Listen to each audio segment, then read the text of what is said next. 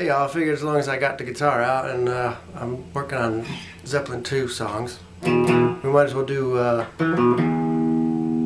Bring It On Home too while we're at it, because that's another easy one. And another one that confuses people, and so once you get the secret of it, it's easy. So it starts off with that blues, it's the, who does that? Howlin' Wolf does that one? Bring It On Home,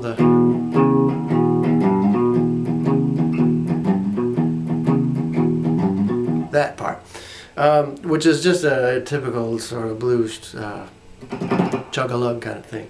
So it's played on two strings, the E and the A string, right? And it's A string 2 to 4, you know that. So on E string 3, 4, then A at the second. And in fact, if you're just beginning, work on that over and over, and just sit and play that for 10 minutes.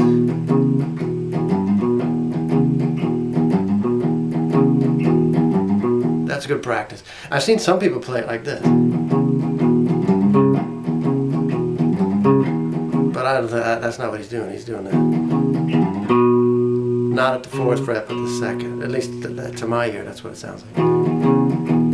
So that's the hey, baby, all the harmonica stuff. Then the second one is doing the same thing, except on the A and the D strings. Right? I mean, on the live versions, he'll play around with it and go. So he's messing around, but this is the studio one on the album. So on the A, it's then back to the E. And if you listen to the Howlin' Wolf version, it's not a full 12 bars. He doesn't go up to the B, the 5 chord, until sort of the end of the song. But in the Zeppelin one, since they kind of abbreviated it, it goes up to B. I guess you could play it up here. But that's, you know, B, A 2nd fret, D 4th fret to 6th, back to A, back to E.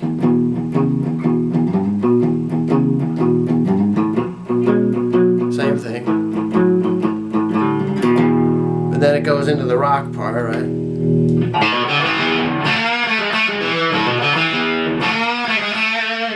So that the main riff part is on the A string from open to 2, and then the same thing on the D string. Then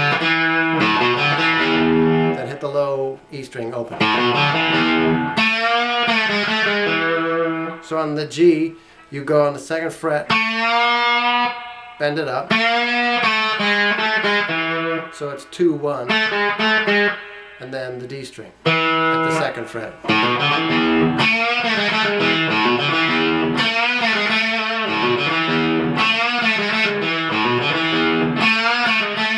And on the live versions, well, on the recorded version, there's a second guitar that comes in with.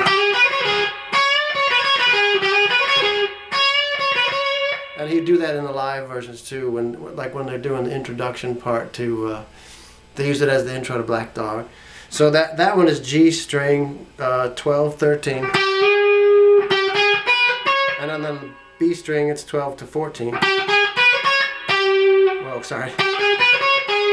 So that's 12, 13 on the G, 12, 14 on the B, and then back to 13 on the G.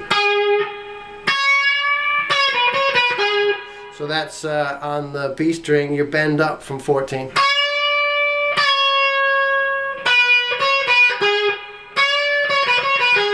Right?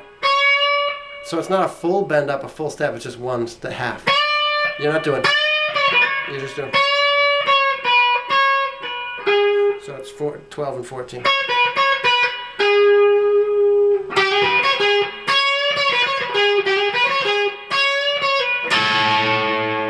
Right, in the live versions, he would smack across those at the 14th fret, the D, G, B string, and go into Black Dog from there. Hey, Mom, you know, and the song remains the same version. But on this one, it's then it goes into the main riff.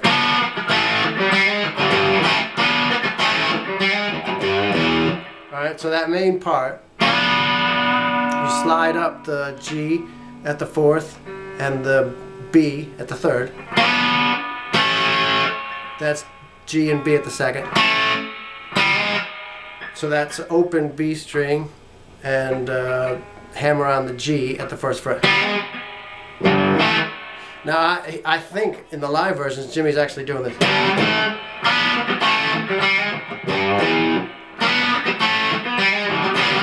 He does full bar chords and he bars them with his thumb over the top.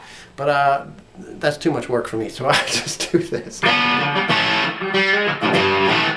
So I just hit the G note on the E string at the 3rd fret and then an A.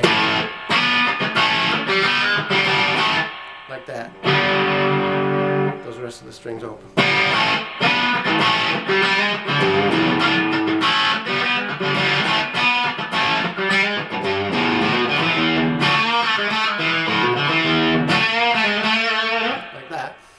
It goes back into the main riff between the verses. If you call it, I guess you'd call that the chorus. The chorus is playing the riff again, even though he's not singing any words over it, but that's what it returns to each time.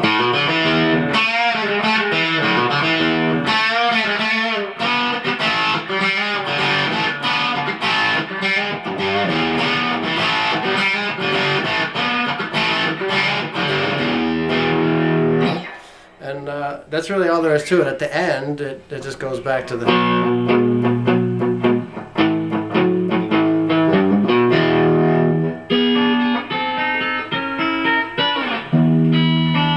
That's just an E7 climbed up.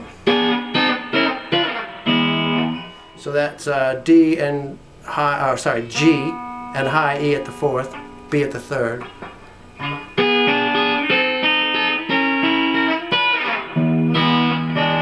From an E to an E7.